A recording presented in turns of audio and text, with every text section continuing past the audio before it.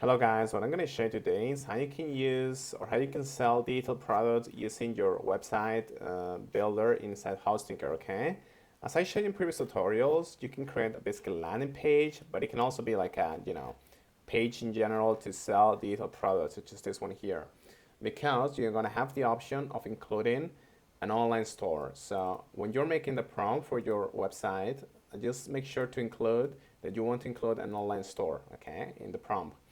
And then after it finishes making the page, this is what's going to happen. It's going to say, continue creating your online store, and it's going to give you a continue button. So just click on it.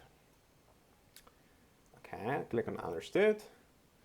And now what you're basically going to do is you're going to go to your settings in here, and you're basically going to go to here where it says add a product, update company data, update shipping options, and this is what you're going to add. You're going to add different products, which are the ones that you're going to be able to sell.